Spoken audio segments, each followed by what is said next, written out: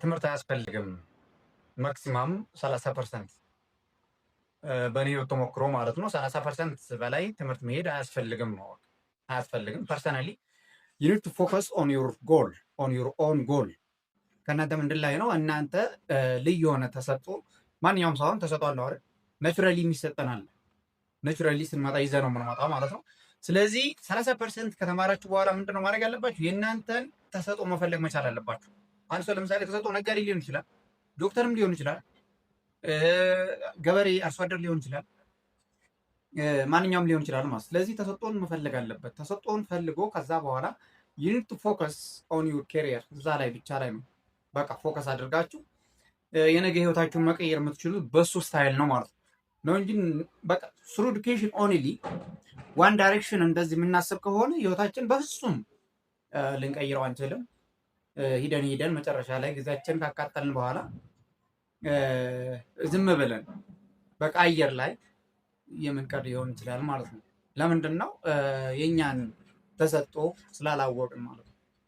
ግን ተሰጥኦ የኛ የሚሰጠን ተሰጥኦ አለ። እሱን አውቀን እሱን መፈለግ ነው ያለብን። 30% ትምህርት ያስፈልገው ለምንድን ነው?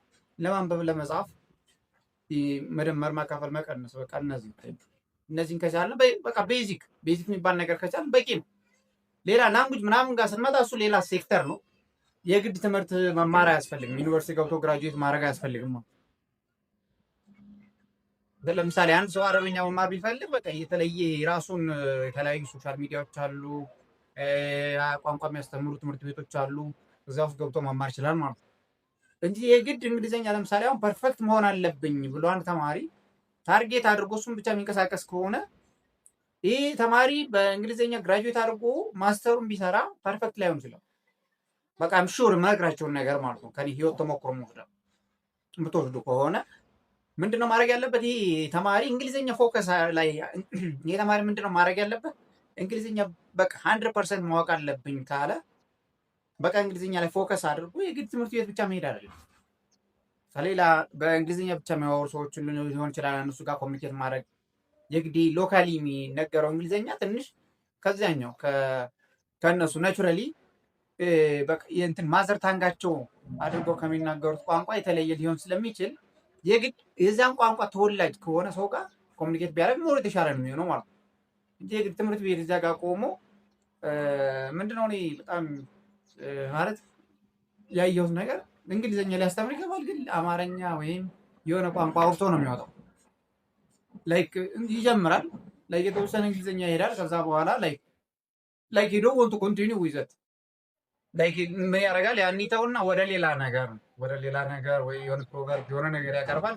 ከዛ በኋላ ተማሪ እየሳቀ ምን እያለ ጊዜውን በቃላ ኤክስፐሪዷ ተቃጠልና ከዚያ በኋላ ይወጣል። በቃ አለቀ ማለት የራሱም በደንብ በቂ የሆነ ችሎታ ላይኖረው ስለሚችል በደንብ ዲቴይሊ ተማሪዎችን ለማስረዳትም ብዙ ፍላጎት አይኖረውም ማለት ነው፣ የራሱን ችሎታ ስለማይኖረው።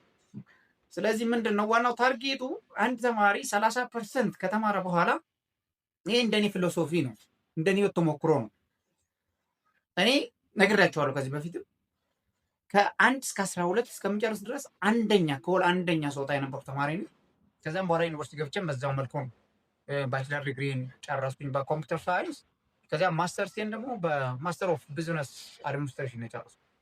ከዛ በኋላ ወደ ስራ ዓለም ገባሁኝ። ስራ ዓለም ከገባሁ በኋላ በጣም የሚያስጠላ ነው ማለት። ስለዚህ ህይወት አንድ ብሎ የሚጀምራችሁ መቼ ነው? ትምህርት ጨርሳችሁ ወደ ስራ ዓለም ከገባችሁ በኋላ ነው። ላይክ ወይኔ ይህን ታህል ጊዜ አቃጥያለሁ ወይ ብላችሁ ትጸጸታላችሁ። አሁን እዚያ ጋር ለምሳሌ የሆነ ሰው ተቀጠረ እንበል፣ ሄዶ የሆነ ቦታ የኤንጂኦ ባንክ ምናምን የሆነ ቦታ ገባ።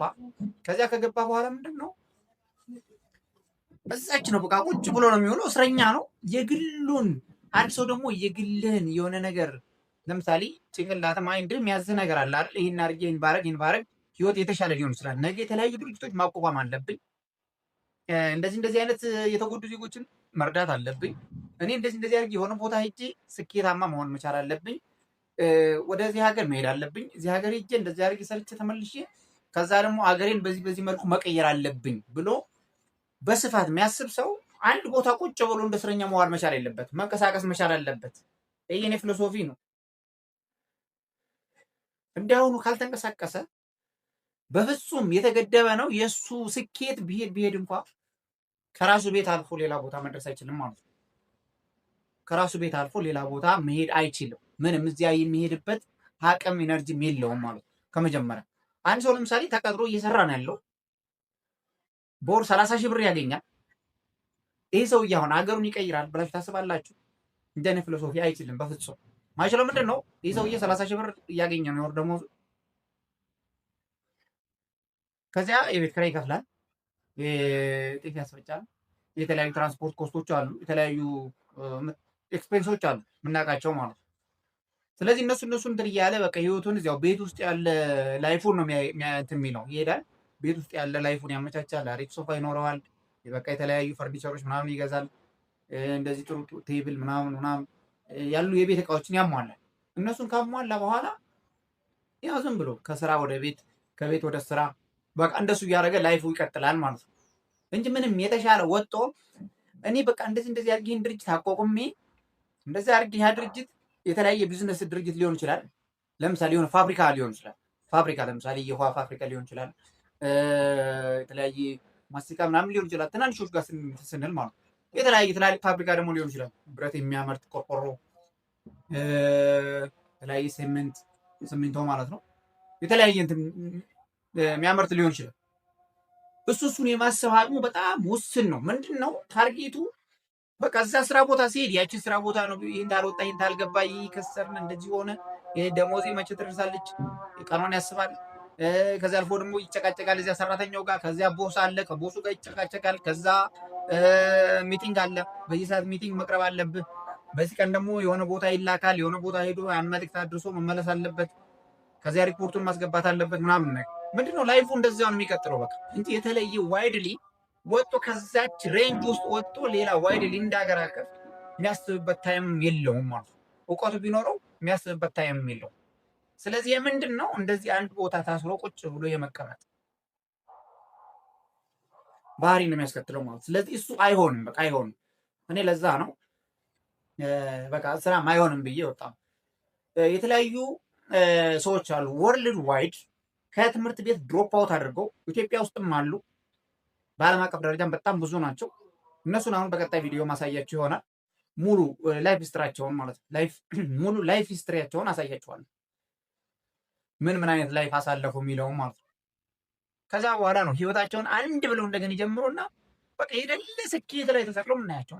በቢሊየን ምናምን ነገር ዶላር ነው ያንቀሳቀሱ። በጣም ብዙ አሉ።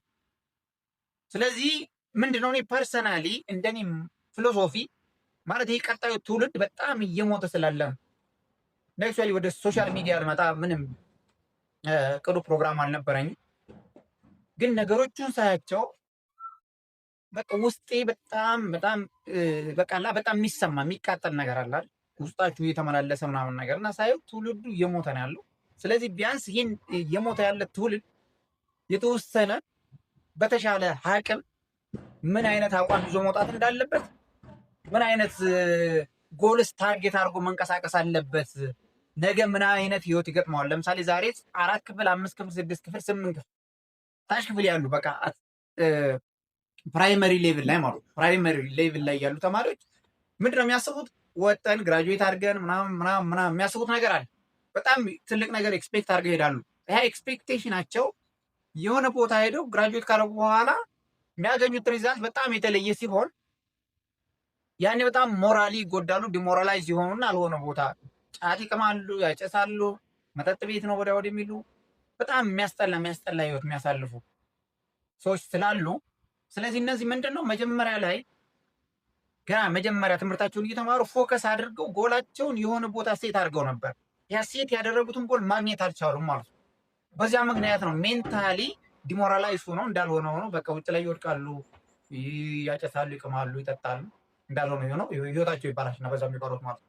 ስለዚህ ቀጣዩን ትውልድ ከዚህ መከራ ከዚህ ስቃይ ለማዳን ዋናው ታርጌት እሱ ነው እንጂ ሞቲቬሽናል ስፒከር አይደለሁም። አሁን ትምህርታዊ የሆናችሁ ዘንድ የተለያዩ ቪዲዮዎች እሰራለሁ።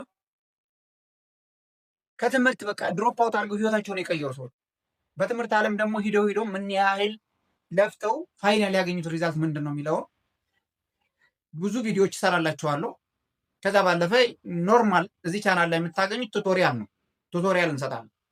ቱቶሪያል እንሰጣለን። እዚያ ቱቶሪያል ላይ መከታተል ትችላላችሁ ሁሉን ነገር ማለት ነው። በደንብ አድርጋችሁ ላይክ፣ ፎሎ፣ ሼር ማድረግ እንዳትረሱ።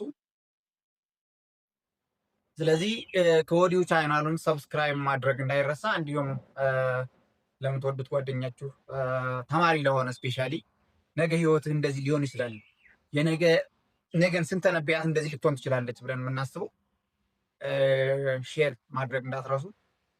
አመሰግናለሁ። ቴንክ